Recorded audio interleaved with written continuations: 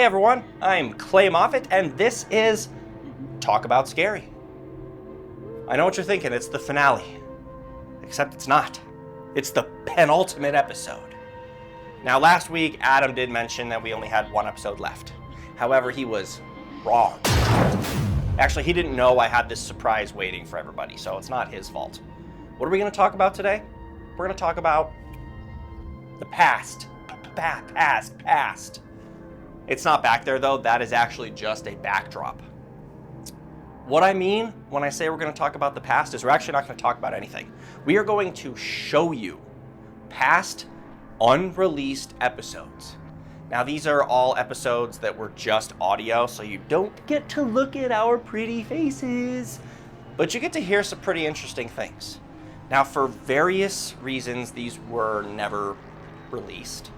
Some of them, we wanted to interview people who had actually been to the place we were talking about and just never got around to it.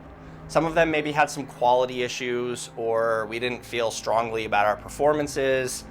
And some of them just, we sat on and intended on releasing them, and here we are now. About done, so they're being released now.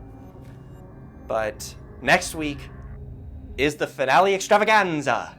So make sure you tune in to check that out. It's going to be awesome. We have really cool things planned.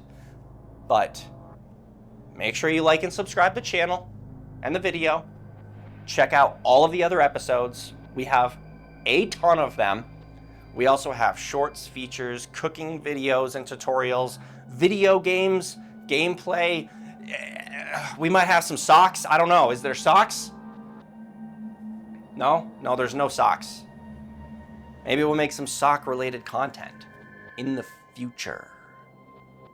Probably not, though. Socks are kind of not very entertaining. Here we go, guys. Creep it real. I'm Adam, and with me, as always, is Clay. I'm here. Present. He's here. Present. Present. Hey, Clay. How are you doing tonight? Doing well. Here's a curveball for you. So, you knew what we were going to talk about today, and the last minute I was getting a pedicure, and I decided I'm going to talk about something different. I was out getting a pedicure today, guys. Manly. That's right. It feels, I've never had one. I saw 47 years of debris fall off my feet today. It was the most horrifying thing. Talk about scary. What does that make you, That 60? poor lady. No, I mean, since I started walking on this earth, so 47 years of it. A lot of callus. It's weird to be able to feel the ground again on my feet. I don't like it. I feel like I'm just touching the earth again, brand new. It's not great. Thank God she didn't attack the callus on my hands. I need that to open pickle jars and things like that. Anyway, let me readjust here and get in front of the This mic again. episode's terrifying so far. It is. And so I was going to talk about another subject, which I'm not going to say what subject it was, because sometimes we post these things out of order. And I'm going to tell you the straight up facts, guys. We don't know. We record these, and sometimes they come out when they're supposed to, and sometimes they come out later, right? That's true. We move things around. It's our schedule, not yours. It is. We do this for your entertainment, and we do it in a way that we don't want care about guys you, to audience. Enjoy. We do. That's why we put them out of order sometimes, so we don't bore you with the monotony. Anyway, I'm just being honest. So I was laying in bed last night. My girlfriend says, "Hey, I want you to watch this documentary. It's about a guy named Wrinkles the Clown." I didn't really hear. I've never even heard of this. I did, but I didn't know I had. Wrinkles the Clown. So, as I was getting the pedicure done today, Clay called me and we were talking. I said, "You know what? I'm going to scrap what we were going to talk about, and I'm going to talk about Wrinkles the Clown." And I sent him the show notes. And yeah, thanks for the heads up. I didn't get a whole lot of time to study. Don't even. Don't even. But it's be fun. You studied some. I sent you all the stuff. And there's a documentary right now, by the way, guys, about Wrinkles the Clown on Tubi TV. That's Tubi TV. It's a free app. You can download on your phone or on your television set, on Roku or Amazon, on the Amazon Fire Stick. I think it's also like a Google Cast thing or the Google TVs, any Android-based Xbox, system. Everything. Xbox, It's great. We like Tubi because we have a lot of our films on Tubi, and they really take great care of us over here at Overnight Pictures.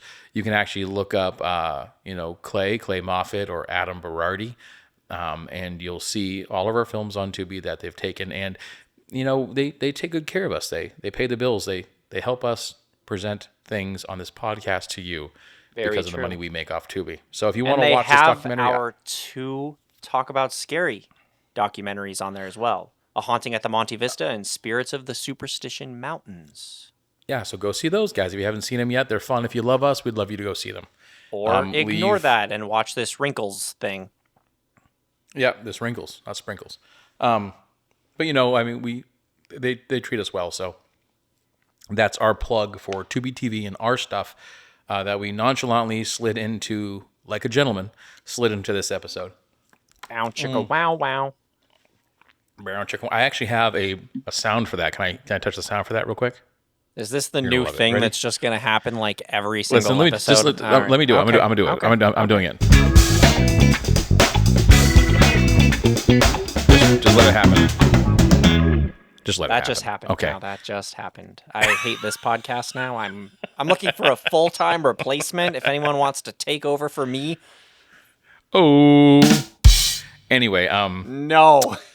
I'm done. I'm actually walking away. I'm walking away from my microphone. I'm leaving the room. I'm physically up. I'm away. You can hear the audio descending. Farewell, everyone. Farewell. It's funny. Boy, that was good. Okay, so... All right, I'm back. I'm being told that I have to do this per my contract. So let's get the show on the road. It's a contract that he wrote. Don't tell everyone that it's my contract. He can't break his own contract. It's funny. So as I said, I'm honest. He's very honest. So there's a story of Wrinkles the Clown. Okay, and the story first came out on YouTube. There was a viral video that came out on YouTube of this girl sleeping with a security camera on her. I don't know why the security camera's on her. It's just a girl sleeping in a bed, and out from under her bed, there's this long drawer, and the drawer opens slowly, and a clown emerges from it. And then he gets really close to her as she's sleeping and puts a doll beside her, walks over to the security camera, and then turns it off. And we don't see what happens after that. This is a viral sensation, right? Of course. People everywhere are freaking out. And in Naples, Florida, true to Floridian, the demographic in Florida, there's the stickers of the clown that was on that video, real scary clown, a photo of a clown guy in a clown mask, and it says Wrinkles the Clown, and has the phone number, and it says, and it suggests that people should call Wrinkles to take care of their bad children for them. And so evidently calls start rolling into this number. A lot of recorded phone calls from people asking Wrinkles to take care of their kids. Like, you need to come get my kid. He's misbehaving or she's misbehaving. And these children are screaming and crying. And hundreds of calls a day start coming to this number for this Wrinkles the Clown guy. And this is through his own admission because it's a real person, right? And so Wrinkles the Clown evidently had an interview in 2015 with the Washington Post, and he said that he's a 65-year-old retired and divorced veteran who moved to Naples from Rhode Island and started doing my doggy's having a coughing fit. Sorry guys, Busy was having a coughing fit. It was the most adorable thing I've ever heard. And he thought that maybe he lived in a van and he would just dress up and make money, and parents would call him and he'd go scare their kids. Well, this actually starts happening. People start calling, and you hear these kids on this phone recording because you call up the number and you leave a message, and there's just these kids screaming and crying all the time. I see a note here that says that this was to scare the kids for a few $100s. Yeah. And so parents would just use the number to scare kids. And it got out of hand. And then you had kids calling up the number and threatening Wrinkles, threatening to kill him, threatening to shoot him, threatening to murder him. Older kids saying the most outlandish things. And it invoked so much violence and anger. And then you had other kids that were really fascinated with the idea of having a killer clown and like what they would do, you know, and they would call up and say, I love you, Wrinkles, and this is amazing, you know, and it was really kind of a scary time. And what I didn't realize... This just reminds me of that like whole era a few years back, like 2016 or whatever, when there was like clown sightings. That's right. And I didn't realize that, bro, that was a direct result of Wrinkles. These people started doing the things that Wrinkles did, which that was just wild. I just remember seeing pictures and like, it's just weird how people like, oh, the clowns are out again. Well, Wrinkles would actually be out in different areas in Naples, and he would just be standing there in different areas staring at people with like balloons in his hand and things like that. So, you know, the police, there's recordings of the police calling up and saying, hey, if you're caught out on Halloween night, we're going to arrest you on the spot. Do not be out tonight. You know, things like that. Anyway, pretty scary stuff, right? And the thing is that, you know, people were really buying into it. The problem that with a lot of this was that, you know, child psychologists, you know, they would talk about this as a form of child abuse because you're psychologically abusing a child. You're saying through negative reinforcement, right? That if you don't behave, that this monster is going to come and eat you, is essentially what a lot of them said. And they thought it was okay to do it, you know, and it's like, because, you know, you can't hit your kid anymore, so what are you supposed to do? Well, sounds like you can't abuse your parenting tactic to me. Yeah, you can't abuse your kid, so don't abuse your kid. Okay, how about that? You know, so that was a real issue, you know, when we talk about positive and negative reinforcement with children, specifically when it comes to rearing children, and positive is a much more healthier way to teach anybody, including anything. Even my dog, I teach him with positive reinforcement. I never try to use negative reinforcement. I never raise a hand to him. Yeah. Try never to yell at him, because it's just, he doesn't learn. All he learns is to be scared, just like kids learn to be scared. Just like from my generation, I learned to be scared. I didn't learn why something was bad. I just knew to shut my mouth. And, you know, so this isn't good for kids, you know, and you know, growing up in Florida, you know, I see a lot of parents acting this way toward their kids. You know, like, oh, he doesn't know how to act right because it's time for bed. He doesn't want to go to bed yet. So I'm going to call this monster up and tell him that this monster is going to come eat you. And unbeknownst to parents, you brought up the person Halloween. who owned the cell phone, yeah. You know, you brought the up person Halloween that owned the cell phone. Go ahead. Okay, yeah, but the person that owned the cell phone, he was recording all these messages and keeping all of them, right? So, like, there's records of hundreds and hundreds and thousands of horrible people calling and abusing their children. And children just freaking out and crying and screaming. And so I'm watching this documentary that came out in 2019 called Wrinkles the Clown, right? And, you know, it shows this old man, and you can't see his face and everything. And toward the end of the documentary, it shows a guy, and his face is obscured.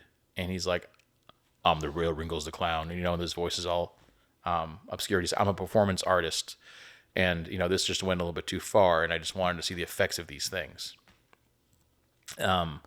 And the funny thing is, the documentary is actually a very well shot documentary.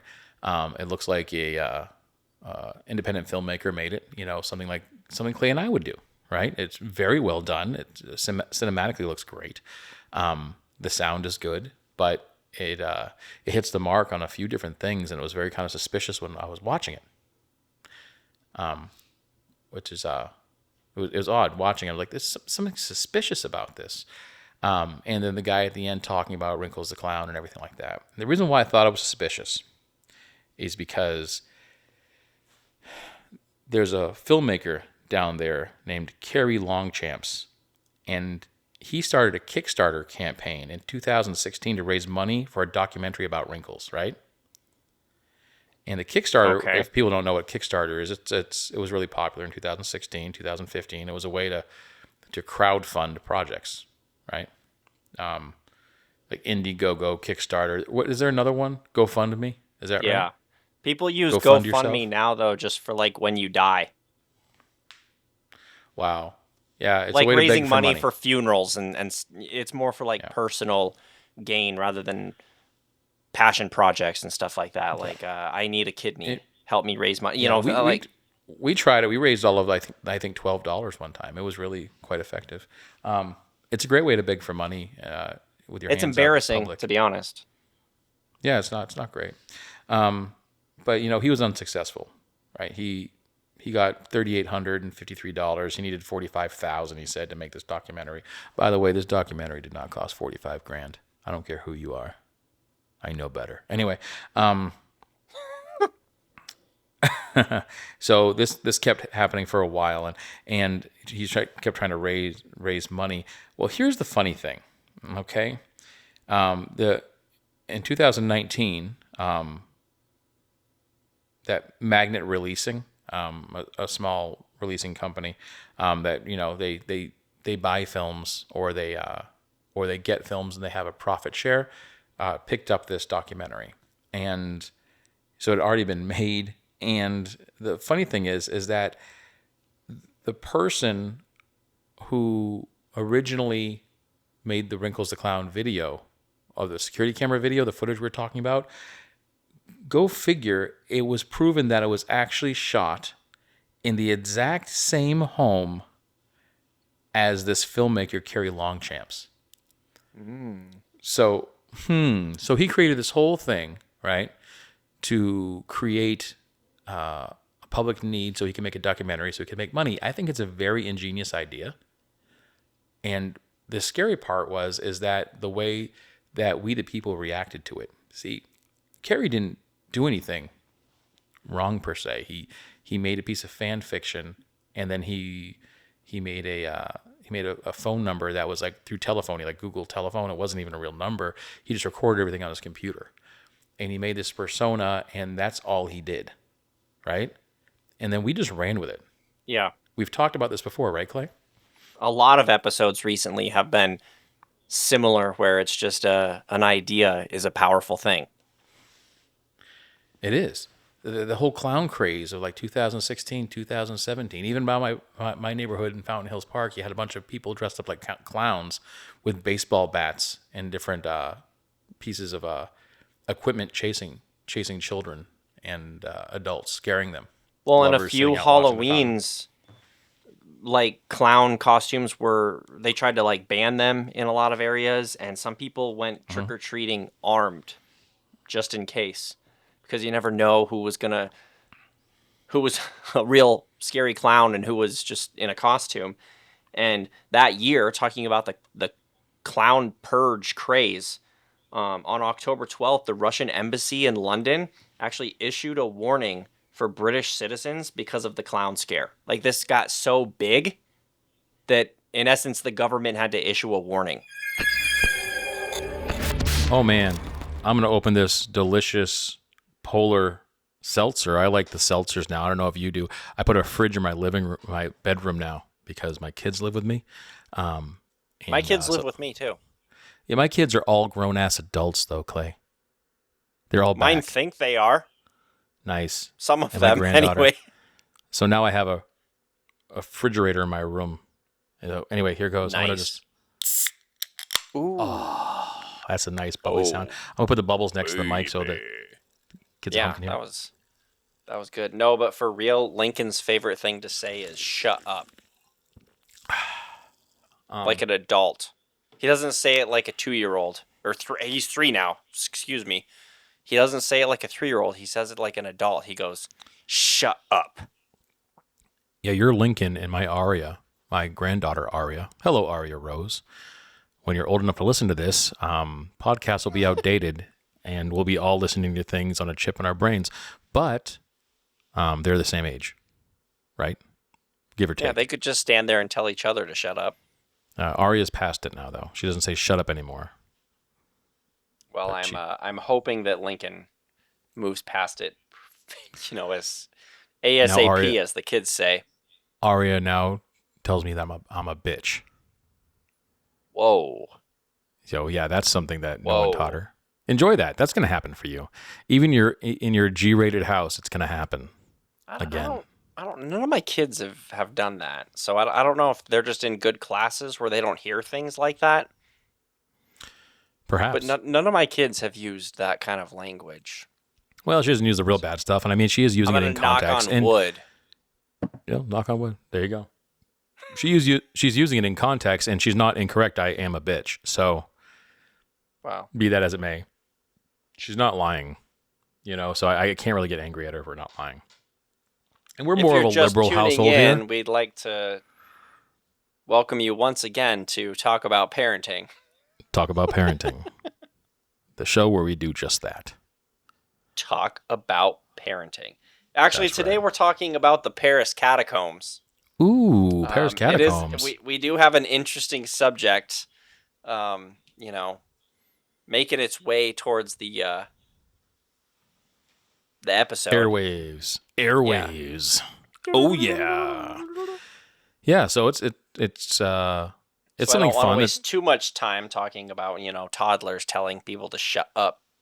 Well, they might be doing that in the Paris Catacombs, but no one can hear them say it because it's so quiet down there. I've always wanted Also, to go. they're dead. By the way, Clay, I want to go to Paris. That'd be fantastic. It would be fun to go to Paris. Yep. And I really want to go see these catacombs, which, the word catacomb for this place is actually a misnomer. Did you know that? They're I don't know what after that word means. Misnomers, it means it's not really the word that they should use. A catacomb is a place where people were intentionally buried at one time, and all these bodies were moved there at a later time in the late 1700s. So they're not actually catacombs as much as an ossuary, which is different. It's a place where... What's a catacomb? A catacomb or do you not have is that like... prepared? Oh, no, they're called the catacombs, so we'll call them the catacombs, but it's definitely not a catacomb by any means. It's an ossuary, a place where a secondary area where bones have been laid, but not where the dead were originally laid to rest. And they, and as you know, because we both did our research on this subject, the reason why the catacomb catacombs is are an there. underground cemetery. That's right. This is not a cemetery. Gotcha. These bones have been stacked in all different arrays to make kind of an artsy statement with bones that were taken from actual cemeteries. I like art. And yeah, I like art too. In quarries where these dead bodies in France for so long were just dumped. So what wound up happening was, these things, these humans that were once humans, were rotting, and these pits and places were opening up, and people were complaining about the stench, and Parisians were getting very ill, and so the state decided to do something about it. And what they did was they built the Paris Catacombs in the late 1700s, where they stacked all these beautiful bones of all these dead people and tried to relieve the stench. So, I mean, even perfume salespeople said they couldn't sell their perfumes any longer because people would associate that perfume with a stench that was close to these rotting corpses that were all under the ground. Sucks for them. So, yeah, sucks for them. So now let's skip ahead because it's not talk about history. We have the Paris Catacombs, which is really kind of cool. And there's This show lots is of great kind pictures. of talk about history. We do talk an awful lot about history, but I think that history is trying important. not to. It is important. I gave them a little taste, unless you want to add something. I just wanted to make sure they knew that this is, and it's in Paris. Everybody. I mean, I can add Paris. some oregano. A little bit of oregano, maybe would be fine. But Paprika. Paprika. Absolutely. What's like a Paris herb? I don't know. Bland. I don't know. Mayonnaise. I've heard their food is bland. Mayonnaise. They love mayonnaise with shrimp. With shrimp. I don't want shrimp and mayonnaise together. Yeah, true story. They have some great cheeses, though. Interesting. They're like really, and they've got a lot of cheese good people. desserts and stuff. Yeah, absolutely. Okay, so you can only go for about a half a mile in the Paris Catacombs today. You can't actually explore all of them. They're vast, right? And the people that do that do it illegally. They're called cataphiles. And, well, yeah, and I know you're not even supposed to touch any of it. It's supposed to be all off limits. I don't know if that's an honesty thing, but I know you're not supposed to touch any of it. Yeah, you're not supposed to touch the dead. You're supposed to respect it.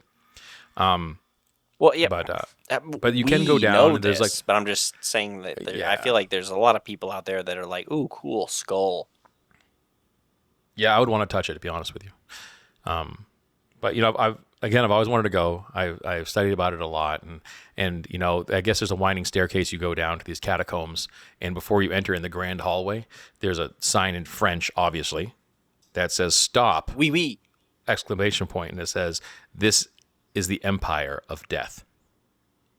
Kind of cool, huh? That is kind of cool. Does like Palpatine run that? I wish.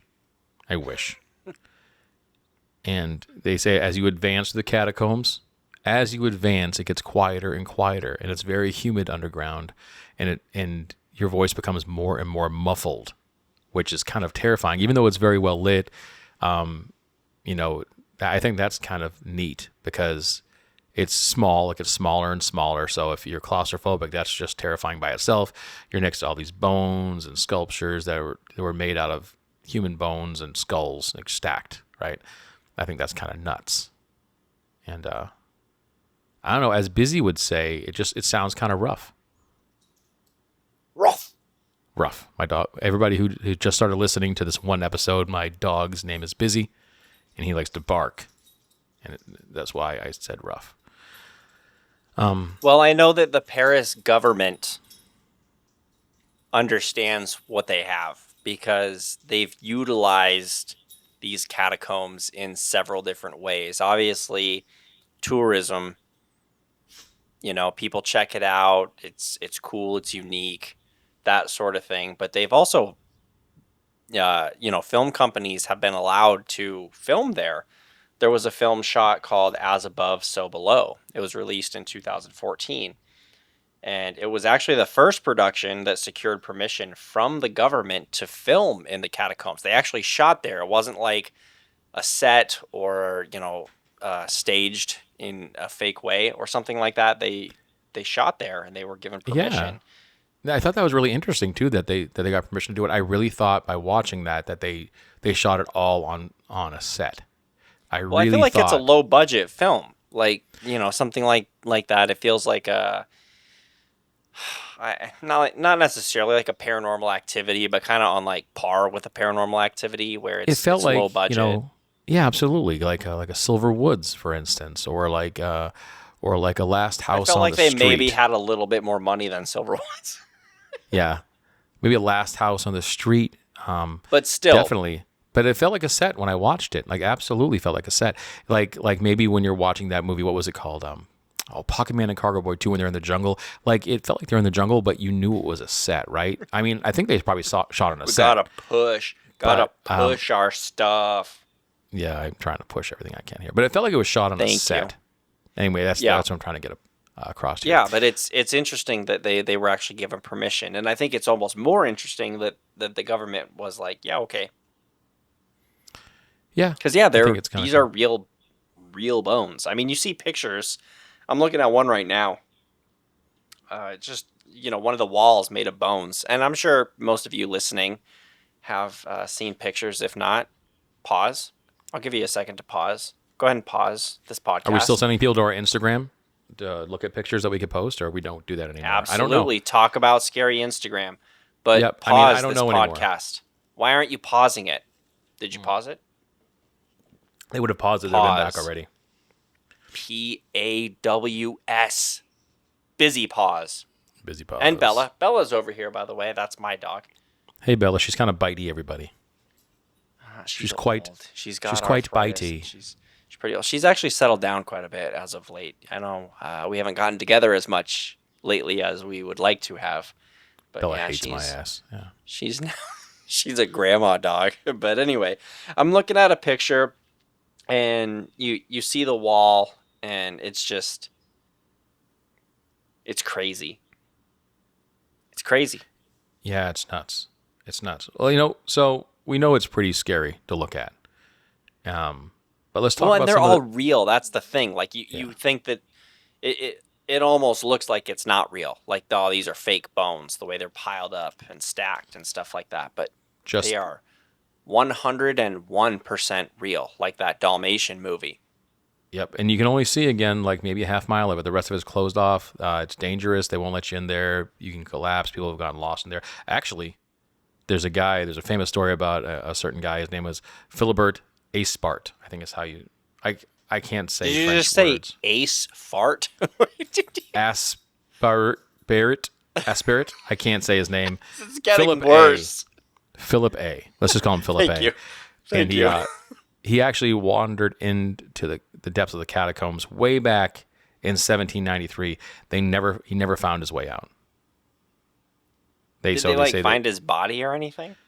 Yeah, they finally found his body, but they think Okay. his ghost still wanders. People say they can see his ghost wandering sometimes. Well, which if I think that was is my kind of last cool. name, I would probably haunt the place too. Yeah, me too. And all these bones, of course, have been positioned in place to be like works of art and things like that, which I think is actually really fascinating. The pillars and the sculptures in there, but Right. it's very well lit. People think it's going to be dark, and it's not dark. It's actually a very well lit place. It says it is. All the pictures say it is.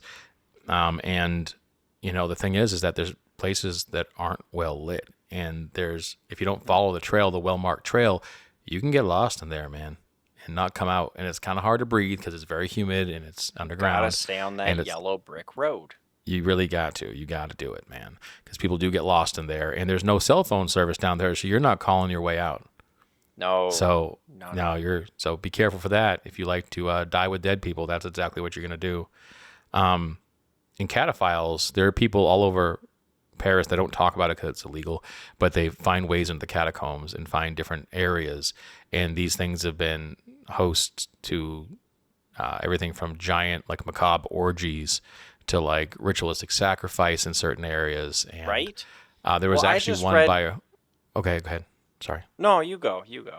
No, there was one by a restaurant where there was a lot of dead cats and cat skulls, and it was said that the owner of the restaurant was passing off cat meat as rabbit meat, and I thought that was kind of disgusting. Well, it's 2 letters that are right. They just swapped out the first letter. Mm-hmm. So There you go. So now there's literally an area that's a catacomb full of cat skulls. meow. And my partner in crime over here, Shalina. Hi, Shalina. She was mentioning to me that people often say that at night you can actually hear the disembodied voices of all those dead trying to lead you down further and further into the catacombs where you're not supposed to go. To make you get lost. To make you get lost, yeah. It sounds like a stupid ghost prank. It Those does, stupid ghosts. but I mean, you think about all those movies that we used to watch as kids, like Poltergeist, where like they talk about ancient Indian burial grounds and how the disturbed dead become very vengeful against the living because they've been disturbed. And these, how many, 6,000? Is that what it is? Humans are just like really pissed off. I mean, I bet there's some that are pissed. I wouldn't be pissed off. I'm a pacifist. You can do anything you want to me, and I'm gonna let it go eventually. But yeah, I don't blame them for being pissed. I'd be pissed too. It's just so crazy, some of the stuff they have going on here, man. Right? Well, and what I was going to say, because you were talking about some things that have happened, is I actually saw a publicity stunt that Airbnb put on where they paid a ton of money. I don't know what the US dollar amount would be, but it was like close to 400,000 euros. And it was, you could win a chance for, a customer could win a chance to stay overnight in the catacombs. Like it's some sort of prize. And I think it's interesting, as we've been talking about this, there's films down there, the government's cool with all this stuff, and it's a tourist attraction, come see all these things. But at the end of the day, like it's still, these are real people. These are human bones. These are people who have been buried and moved, piled up. And I don't know, like that just sounds like the beginning of a scary movie. Like, you mentioned Indian burial ground and all these things. Like, I feel like that's no 101. You don't do these things. Yeah. Totally. You just don't. You don't. No. I feel like it's disrespectful. One, and it's just, again, publicity or trying to make money wherever you can make money. And like it's cool. I'd like to go see it, but I do think that it's a scary environment to be in. 100% wall to wall, ground to ceiling, surrounded by bones of actual human beings. It's just a claustrophobia scary. aspect for Yeah. me, just being underground and being so claustrophobic in a tight area. I'm a wide guy. You've actually compared me to a horse before. For those who don't know, I'm about the width of a horse. And I have a hard time fitting into tight areas. I don't like tight areas. A Mustang, baby. Wait. There you go. Or wait, what are the big ones that used to do like a Budweiser commercial? Clydesdale, bro. Clydesdales, yes. I would be like a Shetland pony Clydesdale. Not very tall. Adamsdales. But yeah, so that would be terrifying for me, and the difficulty breathing and not being able to see where I'm going. The death part, I don't subscribe to that shit. Well, but it is like, even if you don't believe in like ghosts, and I'm not necessarily